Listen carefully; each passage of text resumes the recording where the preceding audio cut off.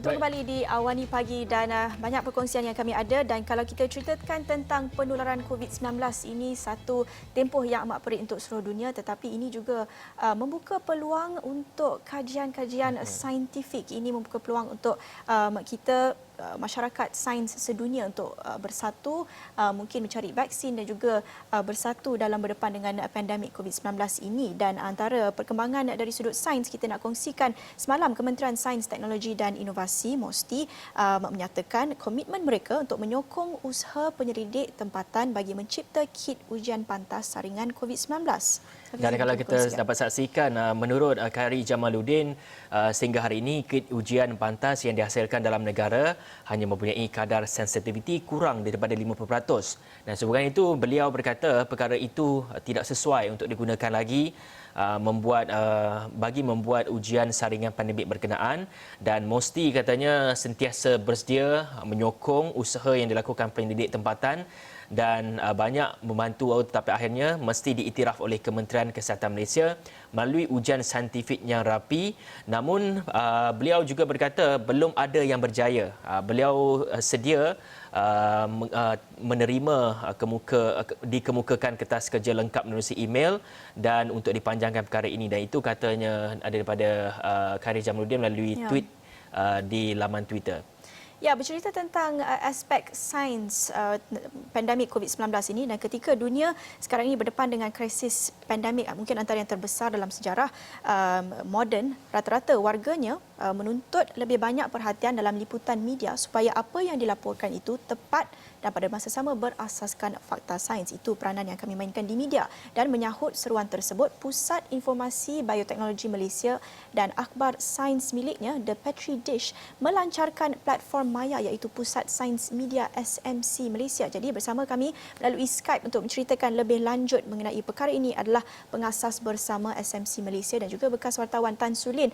Dan kita juga ada pakar sains komunikasi dan pengasas bersama SMC Malaysia, Dr. Mahalacumi Arjujanan. Terima kasih bersama kami di Awani Pagi menceritakan tentang Pusat Media Sains ini, satu inovasi yang sangat menarik. Boleh ceritakan lebih lanjut? Mungkin Tan Sulin boleh. Tan Sulin dulu. Mula dulu. Selamat pagi. Selamat pagi. Boleh dengar suara? Boleh, boleh. Ya, boleh. Okey, mula-mula cerita dia agak menarik kerana bagaimana bermulanya Pusat Sains Media ataupun lebih dikenali sebagai Science Media Center Malaysia ini adalah pada hari pertama MCO ataupun CKP Perintah Kawalan Pergerakan tersebut, di mana selepas 14 hari saya dengan Dr. Mahalacumi telah berbincang dan mengatakan apa yang amat diperlukan sekarang adalah suatu platform untuk membantu menyokong warga media terutamanya bagaimana hendak mengeluarkan laporan yang lebih padat, berasaskan fakta dan berasaskan sains, kerana apa masa ini kita dapat terlampau banyak informasi di luar sana dan banyak fake news, banyak maklumat yang tidak benar, tidak berasal, dan wartawan sentiasa terpaksa mengejar ataupun mencari bahan-bahan yang sahih untuk orang kata debunk isu-isu yang diwawarkan dalam sosial media contohnya. Dan ini memberikan, saya melihat amat perlu kerana ketika ini saya pun sebagai seorang wartawan menyedari bahawa kekangan untuk mendapatkan sumber-sumber yang orang kata sahih, apabila lagi masa-masa krisis seperti ini amat memerlukan komunikasi yang jelas, dan apa yang lebih jelas adalah sentiasa berasaskan fakta. Always go back to the fact. Dan ini adalah perkara yang tidak boleh dikatakan itu tidak benar, kerana memang telah pun dibuktikan adalah benar dan adalah berdasarkan fakta dan juga sains. Dan ini juga lihat satu permulaan platform ini. Saya ingin menggabungkan kedua-dua pihak dari wartawan dan juga sains, di mana ini peranan yang dimainkan yang dibawakan oleh Dr. Maha, di mana saya memberi dari segi orang kata membawa kepakaran dari segi kewartawanan, dan Dr. Maha membawa kepakaran dia dari segi sains komunikasi, dan juga beliau juga merupakan golongan saintis tersendiri. Jadi ini membawa lebih orang kata credibility kepada warga media bahawa kita memahami dari dua pihak, dari pihak media dan juga dari pihak saintis. Dan ini juga merupakan platform bagi golongan ataupun komuniti sains di Malaysia untuk mewawarkan apakah antara kajian yang terbaru dan mewawarkan dari segi apakah antara kepakaran yang mereka ada yang boleh orang kata offer out there untuk komuniti. Pasti ada banyak kajian-kajian terbaru dan kita mempunyai saintis-saintis yang hebat di Malaysia. Cuma mereka perlu didengari dan ini platform bagi mereka. Baik, soalan saya nak bertanyakan kepada doktor. Doktor, kalau kita lihat pada masa kini banyak media-media yang menawarkan berita-berita dan ada yang menyebarkan fake news, tapi di Esra Awani kita juga menyediakan satu ruangan semak fakta dan sebagainya. Dan kita nak tahu SMC ini memfokuskan kepada apa? Untuk menyemak fakta ataupun more kepada research ataupun penemuan-penemuan berkaitan dengan COVID-19 ke ataupun bagaimana? Okey, sebenarnya SMC ini memang waktu ni memang semua orang fokus kepada COVID-19. Tetapi objektif SMC untuk menghubungkan wartawan kepada saintis. Kalau kita lihat, bukan saja masa COVID ini, selalunya memang wartawan nak dapatkan isu-isu ataupun perkembangan terbaru dalam sains ini memang susah. Ada banyak masalah sebab satu, wartawan mungkin tidak dilatih dalam bidang sains. Satu lagi, saintis pula tidak saintis juga tidak dilatih dalam bidang komunikasi. Yang paling penting ialah untuk meringkaskan, simplify sains, sebab sains ataupun research ini memang complicated, dia memang technical sangat. So SMC ini ditubuhkan untuk menghubungkan ataupun mengurangkan jurang di antara pihak wartawan, media dengan saintis. Jadi semasa COVID ini, kerana fokusnya memang terhadap virus COVID dengan ekonomi, dengan isu-isu yang melibatkan COVID, apa yang kita akan lakukan ialah kita akan mengumpul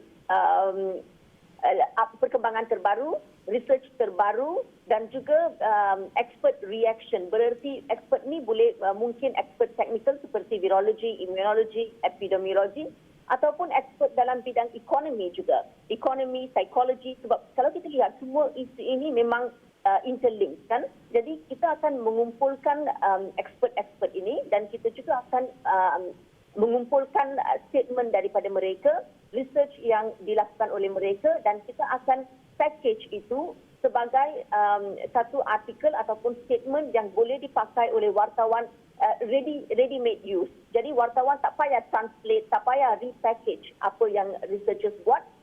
Bila kita dah masukkan ke dalam SMC website, wartawan memang boleh ambil cut and paste saja.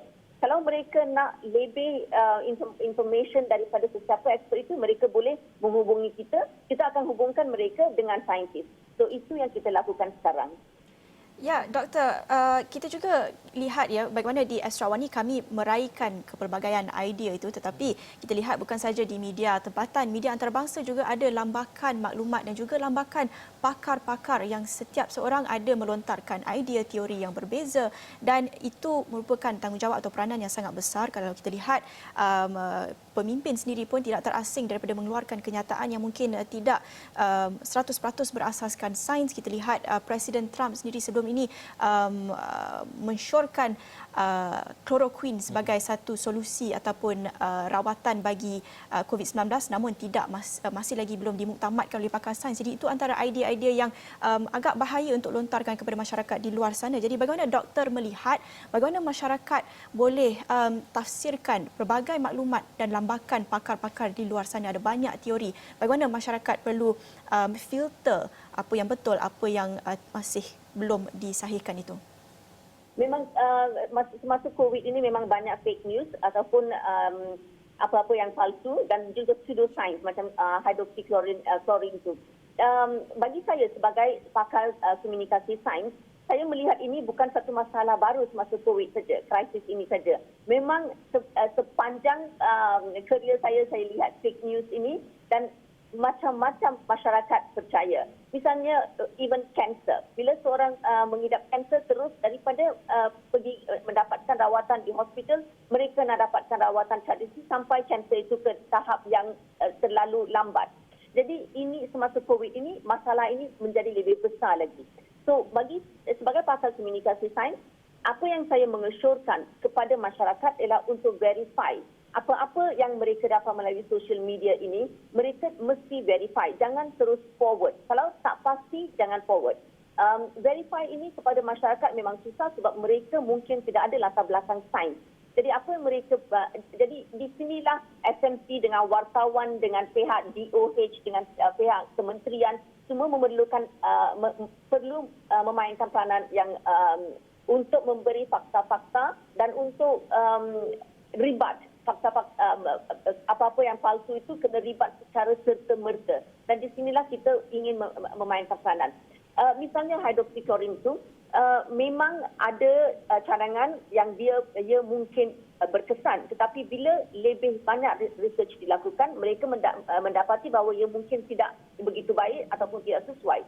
Jadi sebagai media, apa yang media responsible journalism kan, apa yang saya mengesyorkan ialah selepas mendapat apa-apa yang tadi kan news kan melambat-lambat sekarang bukan saja dari tempatan tetapi juga dari luar negeri. Jadi selepas menerima apa-apa news itu, sepatutnya kita verify again. Wartawan juga perlu verify. Dan di sinilah wartawan nak verify dengan siapa. Kalau wartawan tidak ada database, pangkalan data scientist, kan? Jadi wartawan kena tahu siapa virologist yang you boleh verify dengan, siapa epidemiologist. Dan di sinilah pangkalan data scientist itu terlalu penting.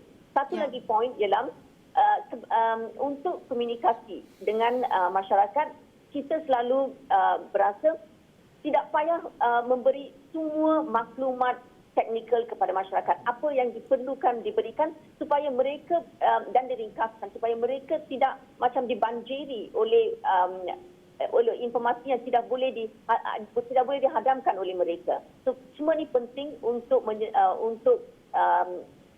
something technical, very very technical untuk sampai kepada masyarakat supaya dia boleh diguna pakai, supaya decision boleh diambil oleh masyarakat. Baik, terima kasih Dr. Maha Lachumi dan juga Tan Sulin atas usaha yang dilakukan ini, dan semestinya selepas ini banyak wartawan-wartawan semua akan refer kepada SMC untuk mendapatkan segala informasi, segala mendapatkan fakta mengenai saintifik dan juga sebagainya. Dan terima kasih kepada anda berdua.